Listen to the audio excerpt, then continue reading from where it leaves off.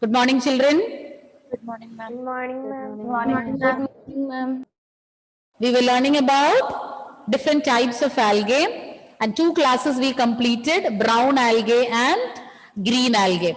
So I'm not asking you any questions now. Let me complete red algae too, and then we will have reviewing. After completing the third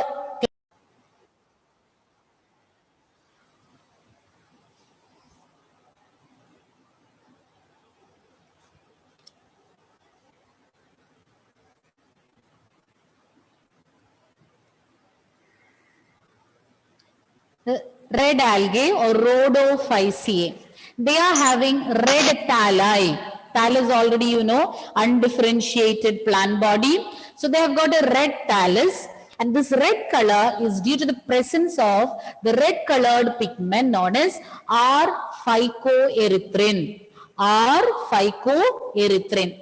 Majority are marine, especially in the warmer areas. They are aquatic, you know that, and majority of them are found in marine water, and that too in warmer areas where the conditions are warmer, where the climatic conditions are warmer or the temperature is a bit high or warmer areas, you can find them.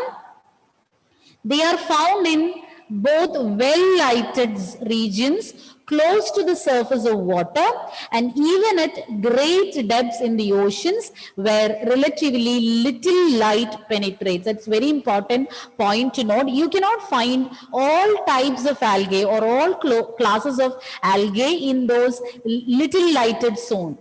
And you know that the light can penetrate only up to a certain depth. Beyond that, there is no penetration of light.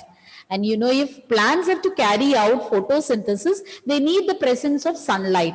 And if sunlight is not reaching, or if they cannot receive enough amount of sunlight, those plants, they cannot be found, or plants cannot be found in such areas. But this particular algae is an exemption because these are found in both well-lighted zones and poorly lighted zones. So the reason is they have the pigment with the help of which they can absorb light of or blue light of blue color. They can absorb blue colored light because shorter the wavelength, larger will be the frequency. So as the wavelength is shorter, accordingly the frequency will increase, they will have greater energy and they will be able to travel deeper. So light of longer wavelength or red colored light cannot reach the deeper layers. Instead, the blue color, which is of shorter wavelength, can reach the deeper layers, and this particular algae, they are capable of absorbing the blue colored light, and hence they can carry out photosynthesis utilizing it. That is why they are capable of surviving both in regions close to the surface and also in areas, in deeper areas where little light penetrates. So even though the majority of the entire, you know that in the visible spectrum, so light of different radiation or different radiations or different light is there, but different rays of light are there, but they are capable of absorbing those light or those light rays of shorter wavelength, and utilizing that they can carry out photosynthesis, so they can prepare food. So they are able to absorb blue light which reaches those layers. They are this blue light is of shorter wavelength, and hence they can penetrate to deeper layers. And this class of algae, they are capable of absorbing them with the help of the pigments present in them. So once again, I'll repeat those points which we learned. They have got a red pigment known as R-phycoerythrin, and because of this reason, they are red in color. They have got a red thallus, and majority of them are found in marine water, and that too in warmer areas. And you can find them in different zones or different regions of the water bodies, both in well-lighted regions which are close to the surface of water, and even at greater depths where little light penetrates. This is because of its ability to absorb light of shorter wavelength, and with the help of this feature they are able to survive even in deeper layers.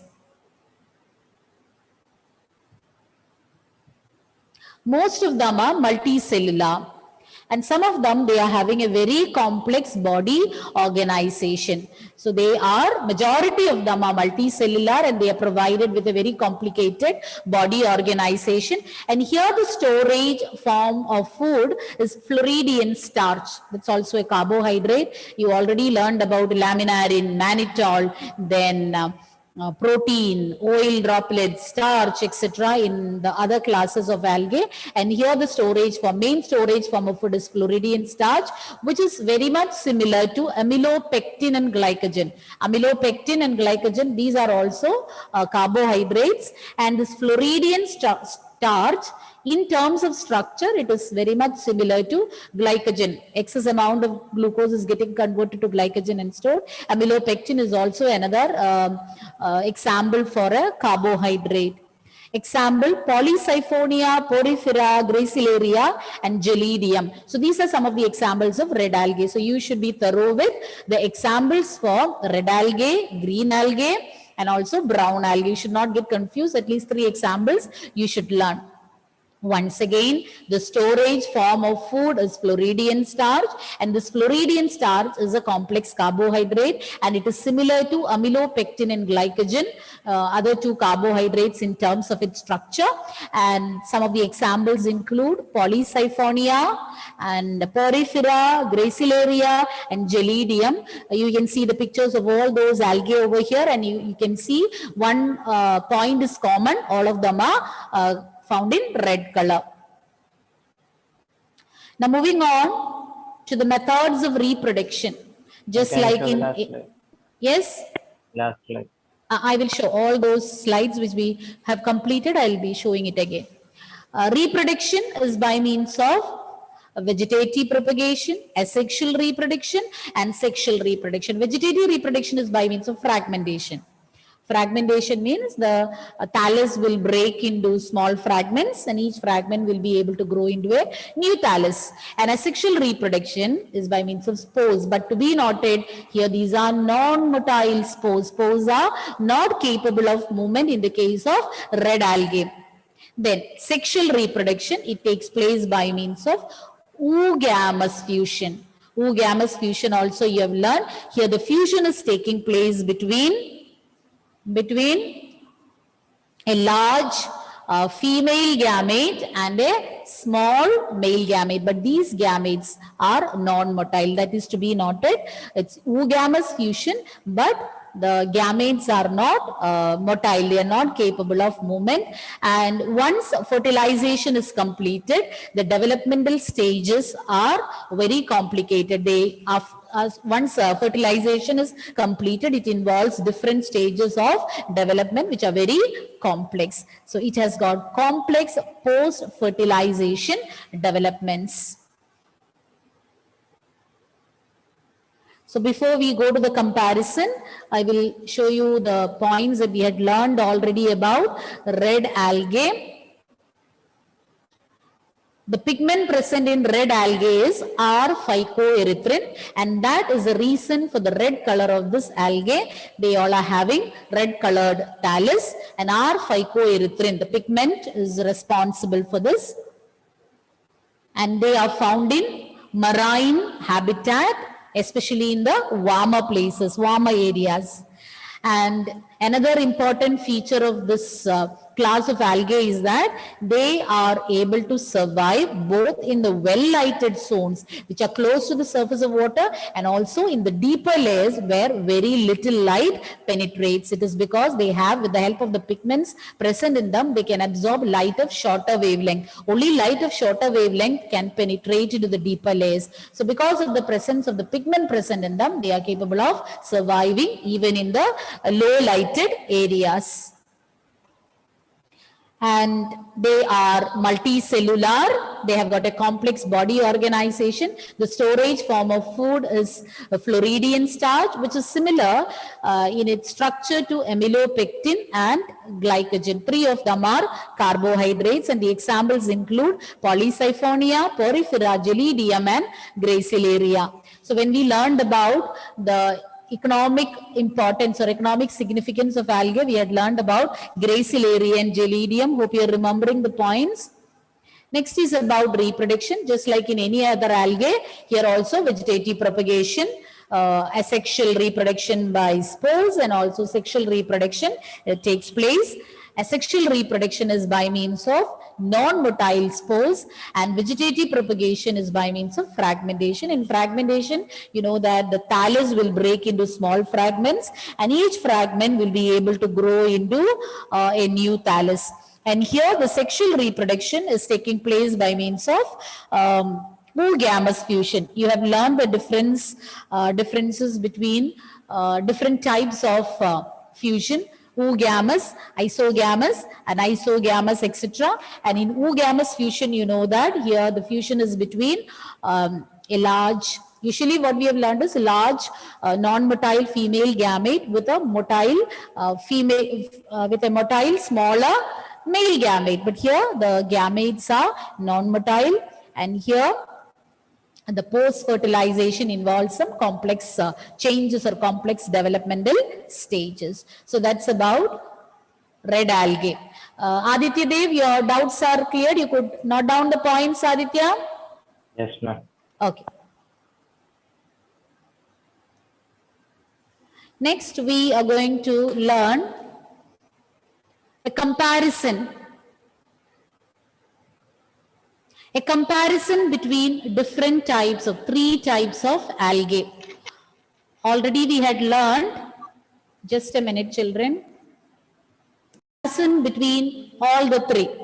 Okay, so we have already learned the features of the three classes of algae, Rhodophyceae, Phaeophyceae, and also Chlorophyceae. Now this is a comparison between different types of algae, different classes of algae. The table is given in your textbook also. So whenever you learn some different classes, or when classification is learned, it's better that even if it is not provided, it's not given in your textbook, you can make your own, you can frame your own table so that memorizing the points will be very easy.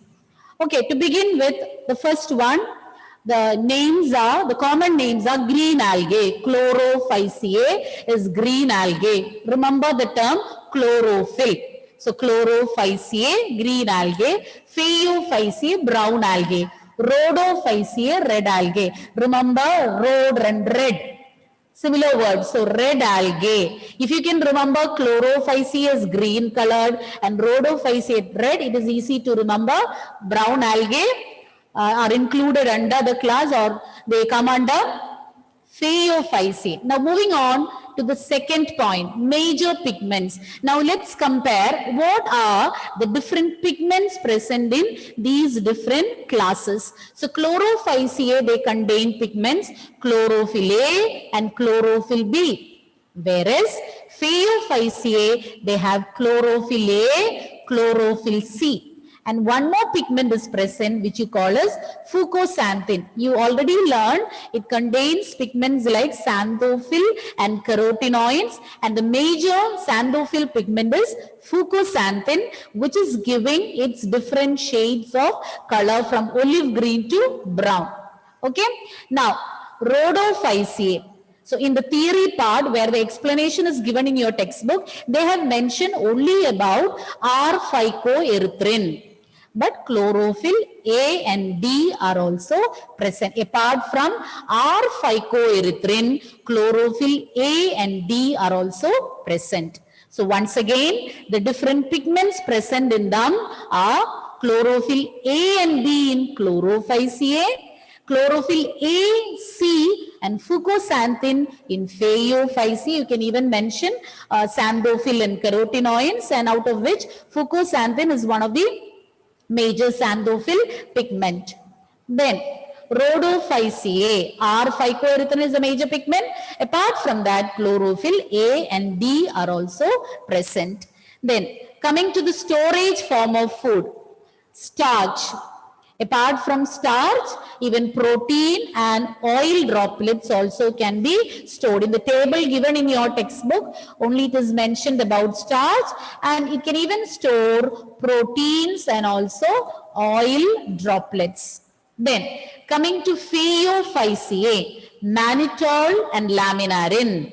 Mannitol and laminarin, both of them are carbohydrates. Laminarin and mannitol, both are examples for carbohydrates. Now coming to Rhodophyceae, Floridian starch. So just now we learned the storage form of food in Rhodophyceae is Floridian starch. That is also a carbohydrate. They have given here only the stored carbohydrates.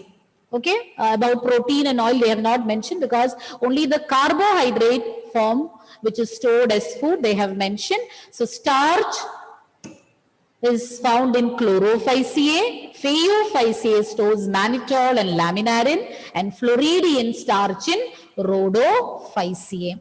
Now coming to the cell wall, Chlorophyceae is made up of cellulose wall, but there also you learn it has got two layers. Which are those two layers? Children, one of you tell me what are the two layers made up of? Inner layer and outer layer. What makes up the inner layer? Inner layer is made of Cellulose, and outer layer? pectose. Pectin. Very good. So cellulose and pectin, whereas in Phaeophyceae the cell wall is made up of cellulose and it has got a gelatinous coating which is known as, or which is made of algin. And Rhodophyceae, cellulosic cell wall is present. Now moving on to the next feature, they all have flagella present. Their gametes are having flagella. And in red algae, so when I was explaining about red algae, we learned that flagella are absent in Rhodophyceae, in the gametes of Rhodophyceae, even in the asexual spores and even in the sexual gametes, flagella are absent. So in the other two, in Chlorophyceae, the number is ranging between 2 to 8. And the number is 2. It's fixed in the case of Phaeophyceae. And in Chlorophyceae, the flagella present are equal in size. Whereas in the case of Phaeophyceae, they are unequal in size. Then, coming to the position where they are attached, where these flagella are attached, or how are these flagella attached to their body. And in Chlorophyceae, it is found attached to the apex, on the tip, on the top. Whereas in Phaeophyceae, they are laterally placed. Okay. So the number of flagella ranges between 2 to 8 in Chlorophyceae, whereas it is fixed to 2 in Phaeophyceae. And in Chlorophyceae, these flagella are equal in length. Their size will be the same. Whereas in Phaeophyceae, they need not be of the two are present. Both of them are not equal in its size. And the position in Chlorophyceae, they are attached apically at the tip, whereas in the case of Phaeophyceae, they are attached laterally, and flagella are absent in Rhodophyceae. And then habitat, where they are found. And Chlorophyceae, you can find them in fresh water, salt water, and even in brackish water. So the habitat where they are found, it's more or less the same in all the three habitats: fresh water, marine or salt water, brackish water. Brackish water is where both these fresh water and marine water meets. Or both these waters meet, fresh water and marine water. So you can find them in fresh water, salt water, brackish water. But in the case of Phaeophyceae, those algae found in fresh water are rare. And in case of Rhodophyceae, some of them are found in fresh water, majority of them are found in marine water. So you can generalize and say that all the three types of algae, all the three classes of algae are found in diverse habitats, freshwater, marine water, and even in brackish waters you can find them. So I'll quickly repeat the points again. Hope you're noting down and be ready to answer my questions once I finish it. Okay, once again, we are going to see the different points. The three classes of algae, Chlorophyceae, Phaeophyceae, and Rhodophyceae. Chlorophyceae includes green algae, Phaeophyceae brown algae, Rhodophyceae red algae. And the pigments present include chlorophyll A and B in Chlorophyceae, A and B. Whereas in Phaeophyceae, A and C are the chlorophyll pigments. Then we can even find other pigments, xanthophyll and carotenoids. Already when I explained, I had mentioned it, xanthophyll and carotenoids. And fucoxanthin is a major pigment. That is actually a xanthophyll pigment. Carotenoids. Okay. Whereas in Rhodophyceae, chlorophyll A and D and R phycoerythrin. So the red color of the algae is due to R phycoerythrin. And children, chlorophyll pigments, if you just compare the chlorophyll pigments, you can find that chlorophyll A is found in all the three. Chlorophyll A you can find in all the three, whereas the second chlorophyll pigment is different in different classes. In the first one, Chlorophyceae, it is B, whereas it is C in Phaeophyceae and D in Rhodophyceae. It is easy to remember. A is common for all, then B is found in Chlorophyceae, C in Phaeophyceae and D in Rhodophyceae. You learn this in the same order. Green algae first, brown algae, and the last one, red algae. So these alphabets also will be easy for you to remember. Chlorophyll A, common for all, then B in the first one, C in the second, then D, B, C, D, same order.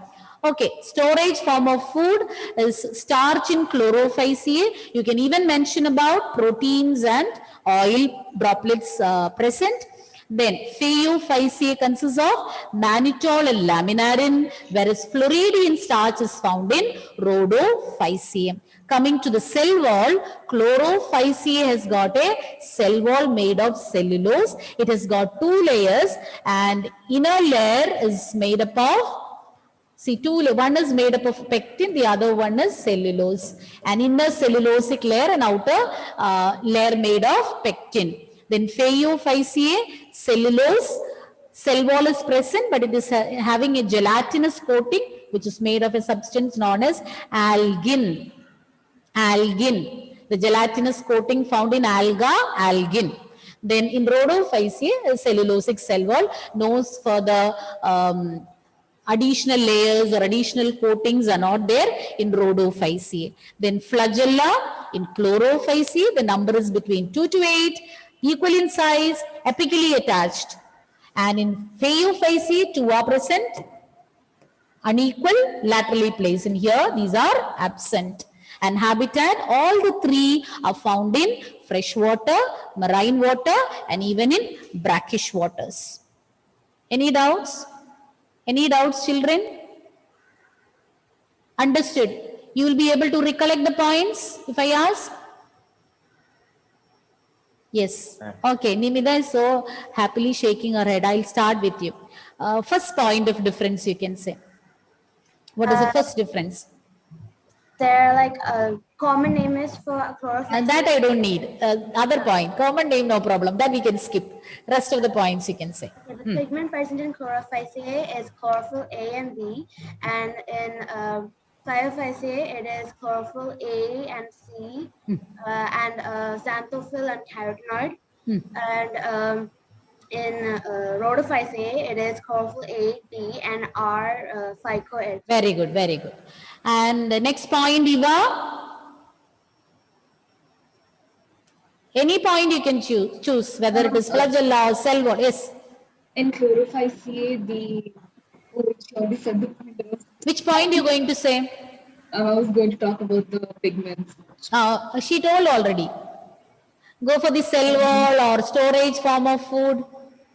Ma'am, in chlorophyceae, the food is stored as oil droplets in the form of oil droplets. And in phaeophyceae, Can you name that storage bodies where oil and... they're called pyrenoids. Okay. Then, in In phaeophyceae, the food is stored as complex carbohydrates, name? lamnarin or mannitol. Okay. And in rhodophyceae, You're referring somewhere, Eva? yes, ma'am. No, you recollect and say. You see whether you will be able to memorize and say. And in rhodophyceae, the food is stored. Starting with the F.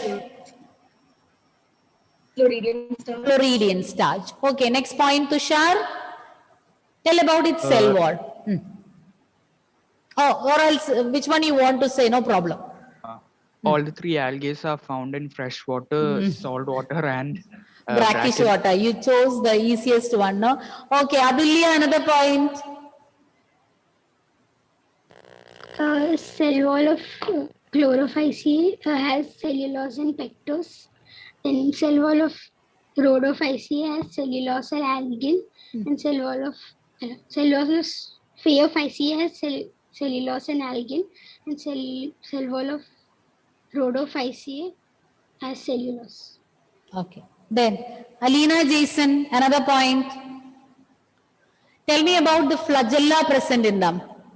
In chlorophyceae, it is number 2 to 8, equal and apical. And in phaeophyceae, it is 2 and unequal and lateral. And in rhodophyceae, it is absent. Did we cover all the points? Did we cover all the points? Yes. Okay, now we learned about some unique features also. No? We learned some unique features of rhodophyceae. What are they? Alan Joshi, tell me one point. Some unique features apart from that. So we started with red algae today. So we had learned some unique features. Tell me about that, Alan. Yes. Complex body organization. A little louder. Complex body organization. They have got complex body organization. Emilyn, can you tell me other point? Children, do turn your videos on. Jyoti, Malavika, and Mary. I will not mark attendance as I always used to say. Yes, Emilyn. They are seen in marine in depth where little light is present, and in Only there, only in deeper areas you can find them. In upper part of the ocean, that is just below the water body. Water. So what is the difference between the layer which is close to the surface and deeper layers? In terms of light. Layer which is close to the earth has well defined light, or light is lighted area, whereas deeper areas? Area has less lighted. Okay, very good. So you can find this class of algae or this group of algae both in well lighted zone and even in poorly lighted zone. Then what are the other points that we learned? Malavika, Vibin, about red algae? Cellular. They are multicellular. They are multicellular. One more point. That is very simple. Give me one more point. They have red thali. What is the reason for this red color? What is the reason for its red thallus? Which pigment? Which pigment? Starting with R. R, phycoerythrin. Erythrin. See, for red blood cells, we say erythrocytes, no? Erythro, that indicates red color. Yes, so, R, phycoerythrin. Repeat. R, phycoerythrin. Very good. Then, Jyoti, other points that we discussed? About reproduction, you can say. Vegetative reproduction is by fragmentation. Fragmentation. What is meant by fragmentation? How does that happen? The thallus gets the thallus will break into, and from that into smaller pieces of fragments, and then from that new Thallus will. Yes, from each fragment, a new thallus can be formed. And what did we learn about the asexual reproduction, Alentina? Your sister is also attending class? Not sister, brother. Oh, I couldn't make out. Okay, sorry. Yes. Same school, our school? Yes, ma'am. Okay. Which class? Six. Sixth standard. Okay, tell me. They are non-motile spores. They are non-motile. So these they are these gametes or the zoospores present, or the sexual spores present in them are non-motile. Okay. Malavika, about sexual reproduction, which type of fusion is taking place? Ma'am, oogamous. Oogamous. But what is the speciality that we mentioned? They have complex post-fertilization developments. Agreed. Apart from that, that point is correct. But what about the gametes? Non-motile gametes. Yes, they are non-motile gametes. So with that, we have covered the 3 classes of algae. Now, it's over to Nimida. Nimida, you will be taking, no? So we'll listen to Nimida. What is the topic, Nimida, for seminar? Kingdom Protista. Phylum? Kingdom Protista. Kingdom Protista. Okay, Kingdom Protista. Okay. So I'll permit screen sharing and you can start. And after Nimida, who is going to take? Alentina? A few more names were there. Alentina, then? I forgot. I'm Samia. Okay, Samia. Okay. Get ready. All the best. So we can start. Yes, Nimida, you may start. Okay.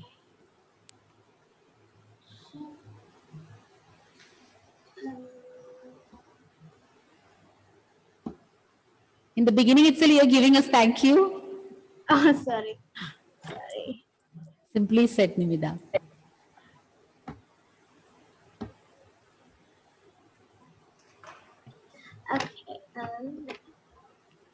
Relax and start. No problem. Okay. Good morning to all. Today we're doing a seminar based on the chapter Biological Classification and the topic Kingdom Protista. So as we have learned in the first chapter that the kingdom is the highest taxonomic category of biological classification, and that there are 5 kingdom classifications: Monera, Protista, Fungi, Plantae, and Animalia. And this 5 kingdom classification was proposed by Robert Whittaker.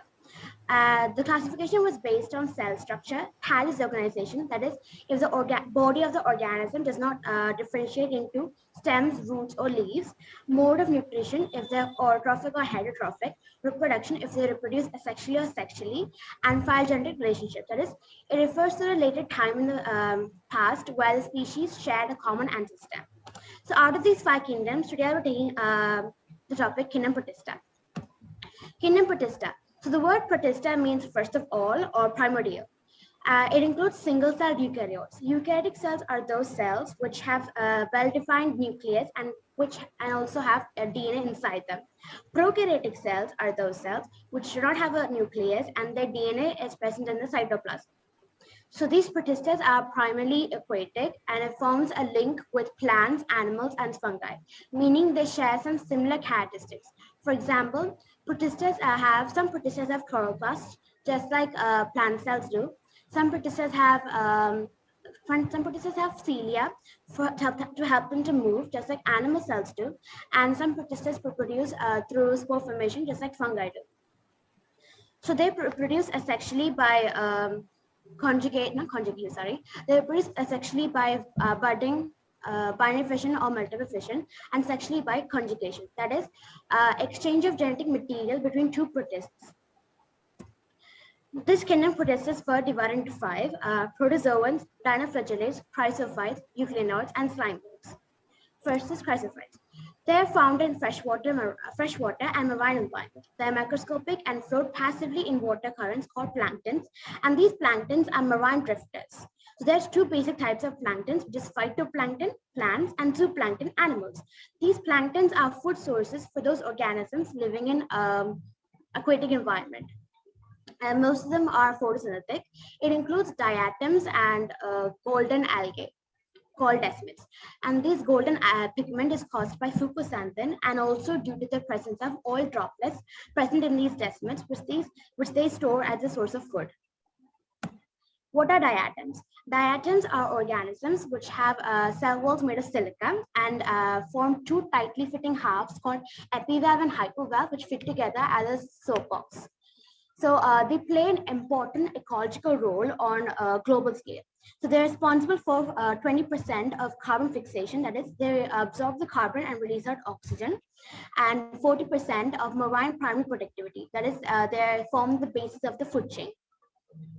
So the cell wall deposit of diatoms over billions of years in their habitat is known as diatomaceous earth. They're used in polishing, filtration of oils and syrups, and also called cheap producers in the ocean. Dinoflagellates. They're mostly marine and photosynthetic. They appear in yellow, green, brown, blue, or red in color, depending upon the main pigment in the cell. Their cell walls have stiff cellulose plates on the outer surface, and they have two flagellas. One lies longitudinally, another one lies transversely in a furrow between wall plates. So red dinoflagellates, for example, Gunyalax, undergo rapid multiplication so that the sea appears red tides. And the toxins released by such red dinoflagellates which are harmful and can kill other marine animals. Euglenoids. So they're mainly freshwater organisms found in stagnant water. So instead of cell wall, they have a protein-rich layer called pellicle, which helps them to move. And they have two flagella, one short one and a long one. And when there is sunlight, they are photosynthetic. And when they are deprived of sunlight, they act like heterotrophic and heterotrophs by preying on the small organisms. Slime molds. So they are saprophytic protists. That is, they feed on dead and decaying matter. So under suitable conditions, they form an aggregation called plasmodium, which may grow and spread over several feet. Under unfavorable conditions, the plasmodium differentiates and forms fruiting bodies bearing spores at their tips. So fruiting bodies are the multicellular structures on which spore-producing structures are born. Spores possess true walls. They are extremely resistant and survive for many years and are dispersed and carried out by air currents. Protozoans, they're heterotrophs, and they're believed to be primitive relatives of animals because they exhibit a cellular level of organization. They're microscopic, they're parasites, and they move with the help of flagella or cilia. And they also have a primitive mode of reproduction, that is budding conjugation or fission. There are four major groups of protozoans: amoeba protozoans, flagellated protozoans, ciliated protozoans, and sporozoans. So amoeba protozoans, they live in freshwater, seawater, or in moist soil. They move and capture prey by putting out their false feet, it's called as pseudopodia. An example is amoeba. So amoeba is like the genus of single-celled amoeboids in the family Amoeboids. The type species of this genus is Amoeba proteus, which is a common freshwater organism. And the marine forms of these amoeba protozoans have silica shells on their surface, and some of them are parasites. Example, Entamoeba. Flagellated protozoans. They are free-living or parasites, and they have flagella. Flagella means whip, and so they have whip-like structures protruding out of the cell body, which helps them in the locomotion. Parasitic forms of these flagellated protozoans causes diseases like sleeping sickness, in which the sleeping pattern changes. Example, trypanosoma. Ciliated protozoans. So they're the ciliates are a group of protozoans characterized by the presence of hair-like organelles called cilia, which is similar to flagella, but in general are shorter and present in much larger number, and in different undulating, meaning wave-like patterns.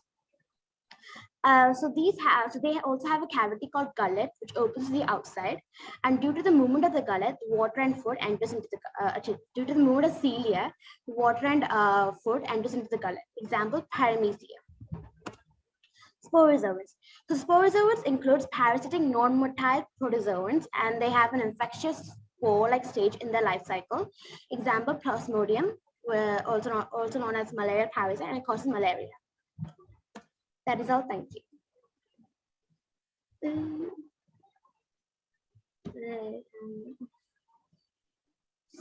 Stop sharing.